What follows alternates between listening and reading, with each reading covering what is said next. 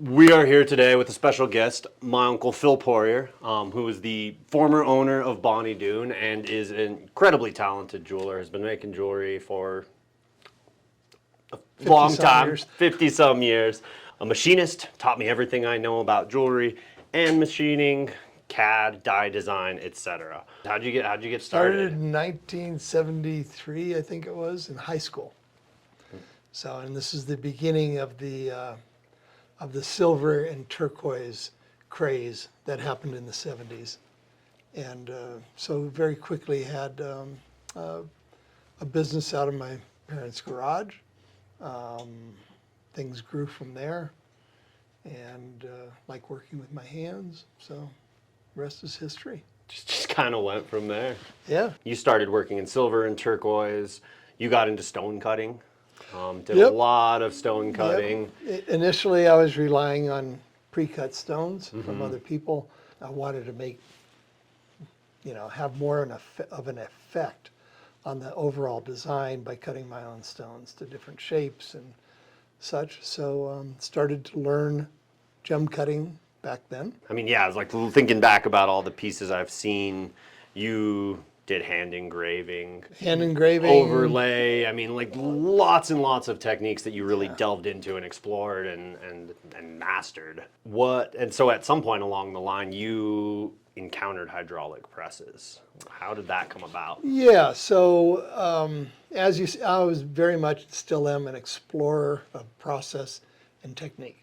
About 1980, I've been doing lots of stone setting, a lot of rings, a lot of bracelets, a lot of stone cutting, even into the faceting of transparent gemstones. Along about 1980, 81, I was down at Rio Grande in Albuquerque. I was living in Taos at the time, buying some silver and supplies.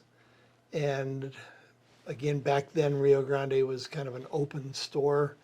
And I had collected my things and went to the checkout counter. And in the checkout counter, they had a little magazine rack, and that's where I saw the metalsmith papers. Yeah.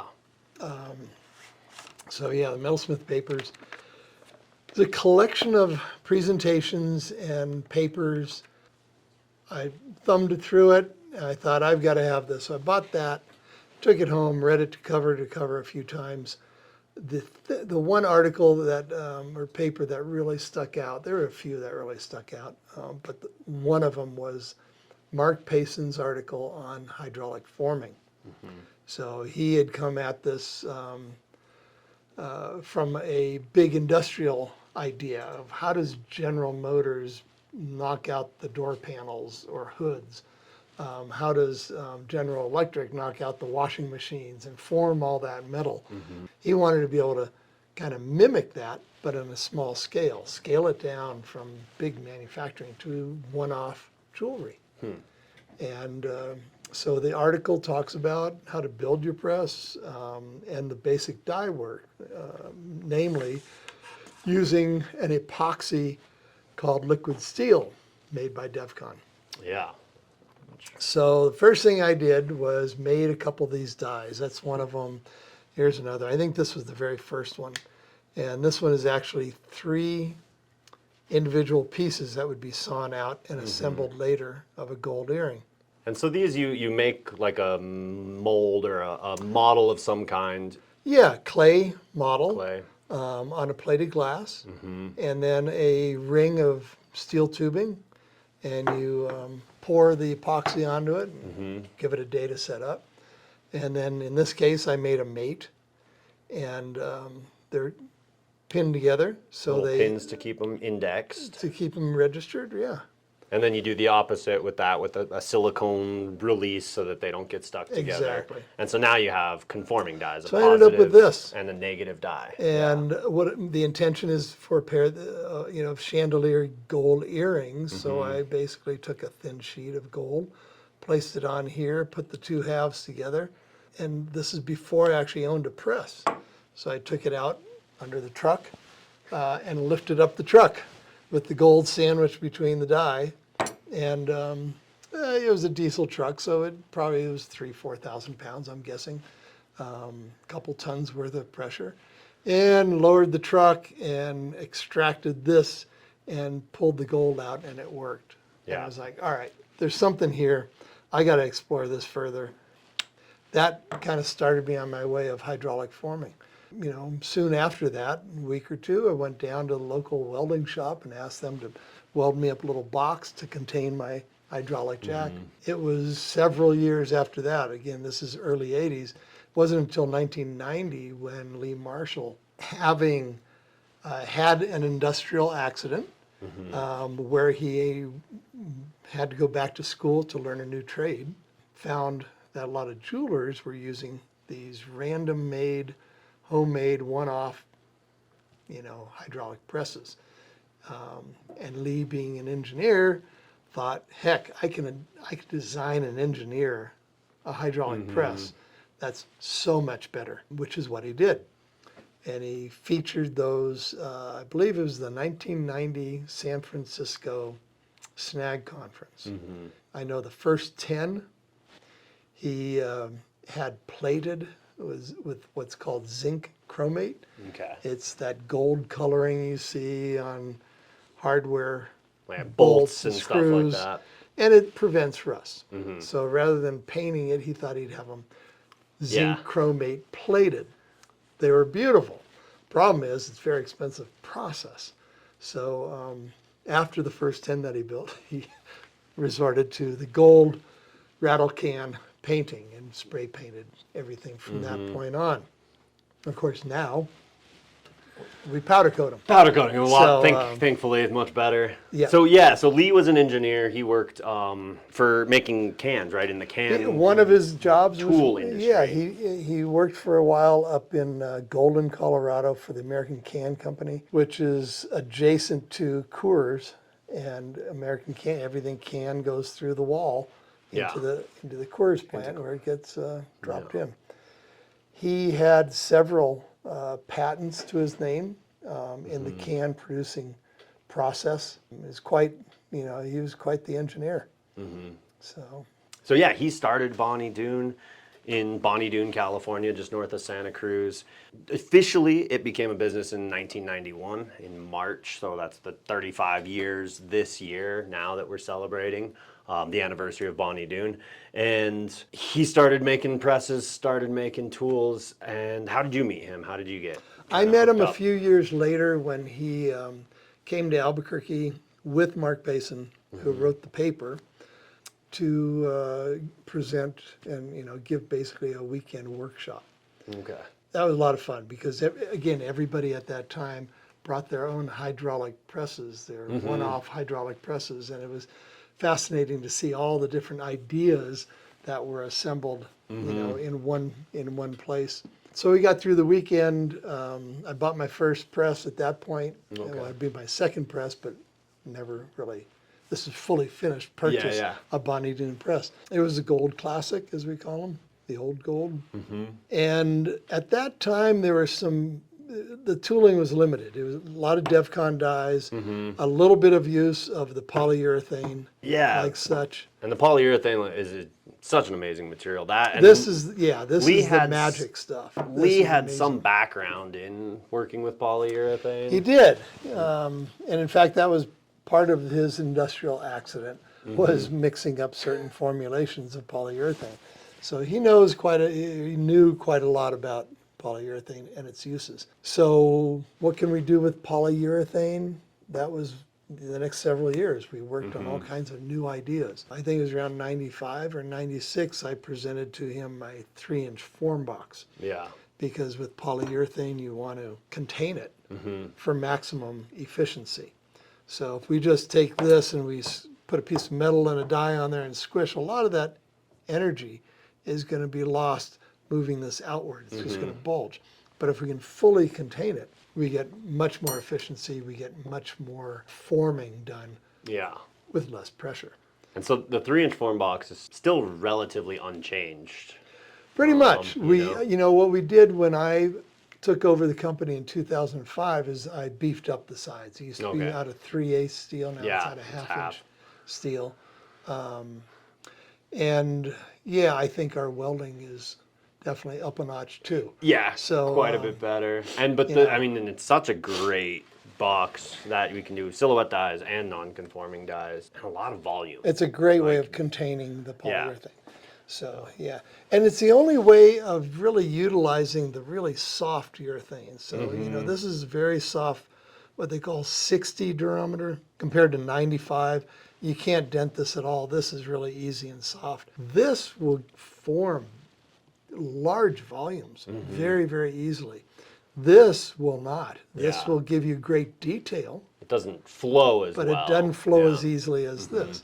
That's the nice thing. Again, if you can contain this in a 3-inch form box, Yeah. or the 6-inch form box, there's a 6x12, whatever, custom sizes. If you can contain it, you can use those softer urethanes, Yeah. which give you much more volume very quickly. So you met Lee, you started designing some tools kind of with him in some capacity, and you started teaching as well some of these techniques. Yeah, I've and- been teaching this mostly around here in Taos with the Taos Institute of Art. Taught it a few times down in Santa Fe at the Indian Art School. Elsewhere around the country, I'd go and teach. Early 2000s, I was teaching at the University of Central England, summer short courses, the oldest jewelry school in the UK, in Birmingham. And then I'd also teach in Bonny Doon Okay. at Lee's facility there. Okay. So- And then, yeah, so one of our very unique tools is the deep draw set, and that, was largely Yeah, your design and engineering and working with. Tell me about that. Well, deep draw for me really started with the years of hand raising. So I had been taught by an Irish metalsmith who did large voluminous pieces, all hand raised. His name is Brian Clark. I spent a few weeks with him here in Taos when he came to visit. Started doing a fair amount of, raised vessels, bowls, goblets. And at some point, I got a commission to do a set of 12 of this one design.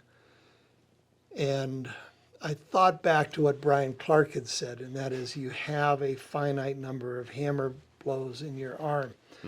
Make each one count. Yeah. Because there'll come a time you won't be able to use your arm anymore. Yeah. Blacksmiths have the same problem. You have to learn how to throw the hammer very efficiently and be cautious with your arms and such. So I thought, all right, if I'm going to do a dozen of these, I need to look into other ways of achieving the same goal. So first off the top was spinning in a lathe.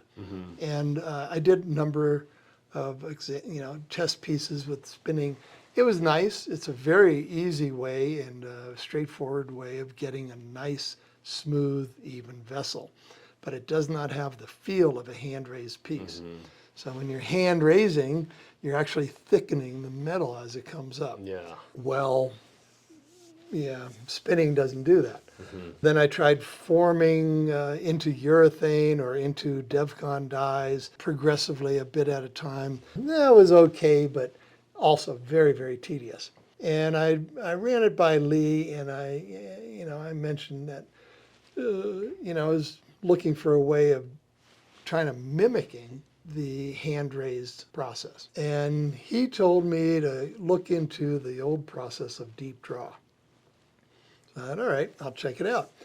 Found some old books from, 100 years ago, 1900, 1902, die making books, and one of them had a fair amount on deep draw. And come to find out, it was initiated or invented, discovered about 1860 in France, where they'd take a little disc of metal, and at that time it was brass they were using.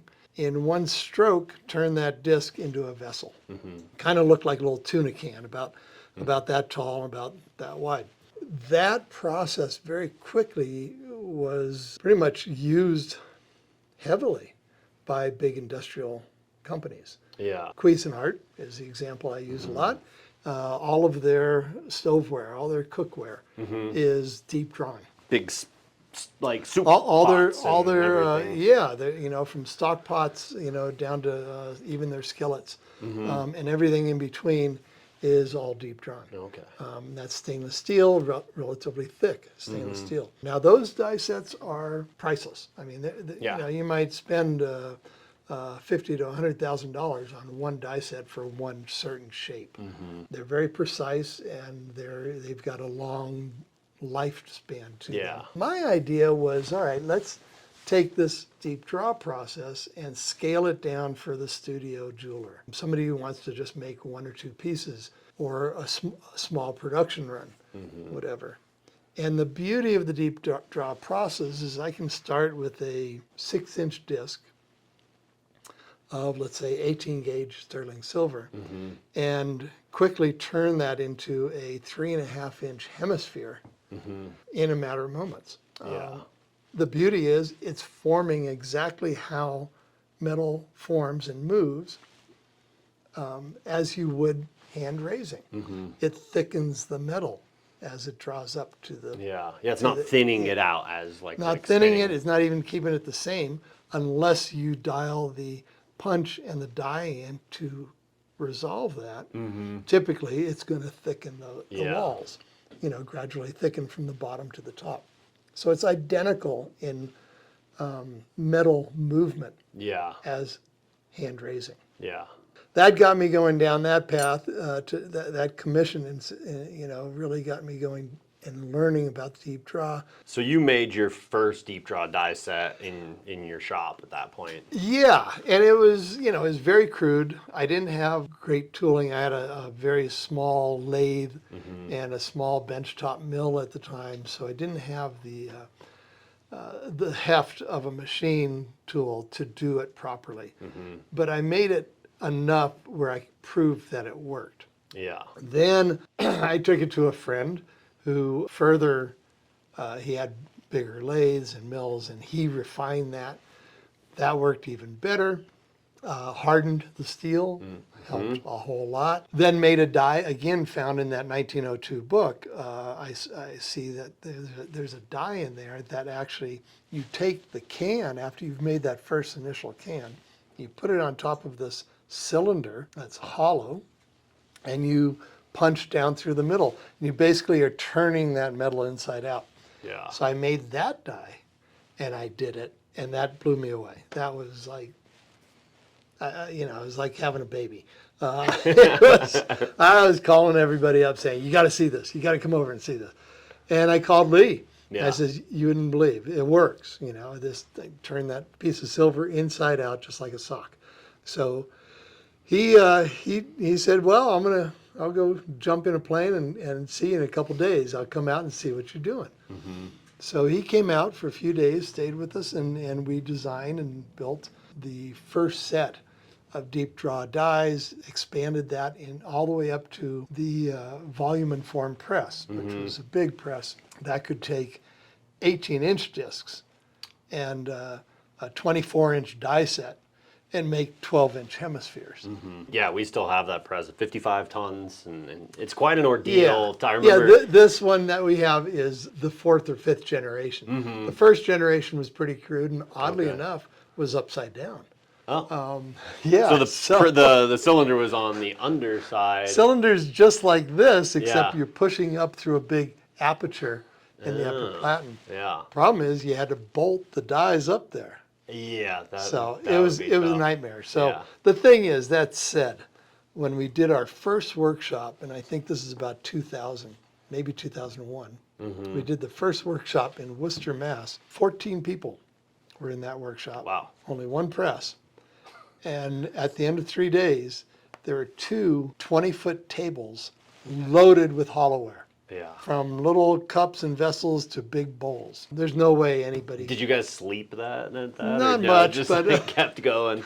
It was a lot of fun. And then I think it was that same year we did a presentation at Snag in Richmond, Virginia. Okay. So we could look that up. The Richmond, Virginia, of course, was... we did the presentation where we turned the piece inside out on the full screen, in the big screen, in real time. Lee made a special inversion die with a slot in it, so the camera could get in there and see it turning inside out. The 600 or so people in the audience, you could see it was a collective sigh. It was quite loud. Yeah. It was like, oh my God.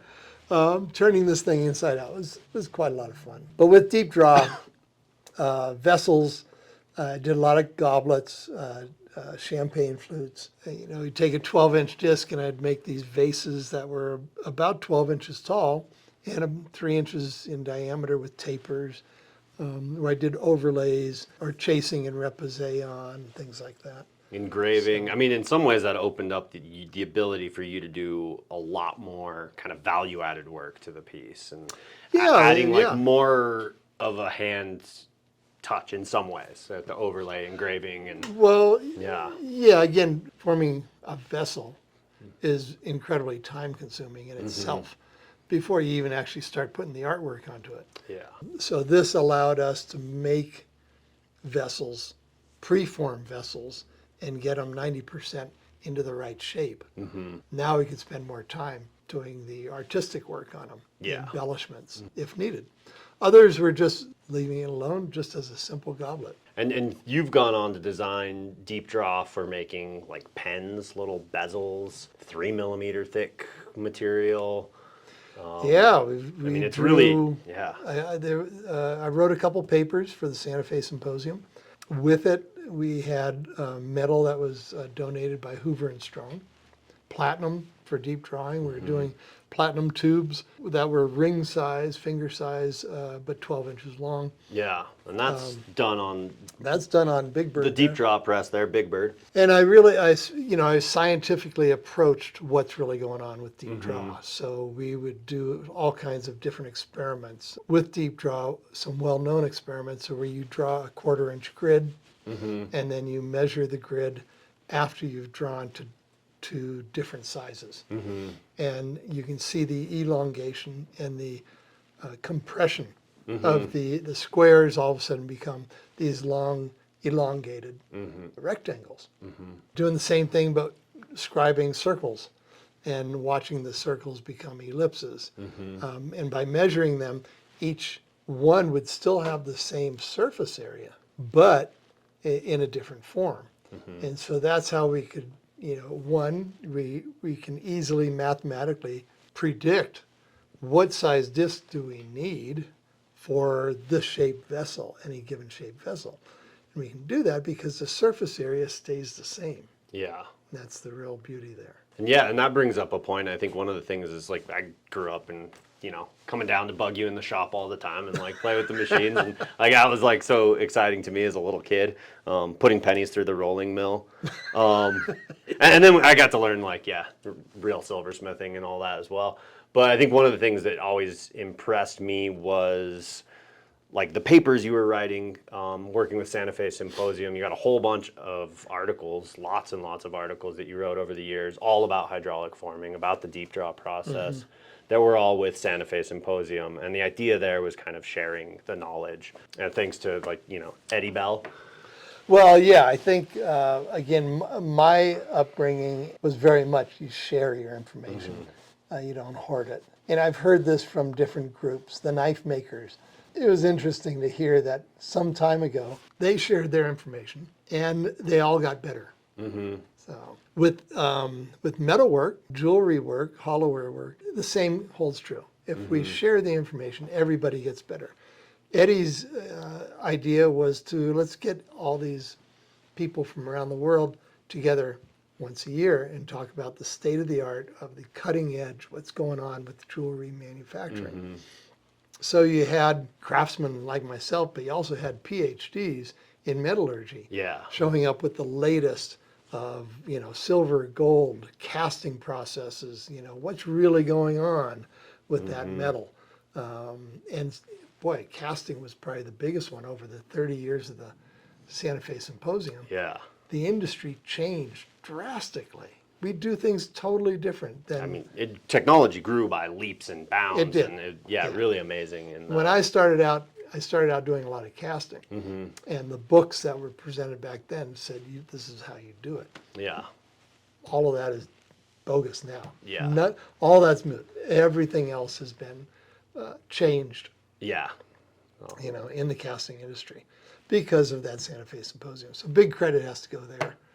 So Yeah, and that's, you know, we're doing with these videos, and we wrote some papers together on dye Yep. making, sharing all that. And I think, yeah, that was a really cool experience to get into, like, experimenting with the press, with dye making, and then putting that knowledge out there, which is still all, I mean, and thanks to Santa Fe Symposium and Jewelry Symposium, that stuff's still all on the internet, which is Yeah. really cool for, you know, people to be able to go access all that knowledge.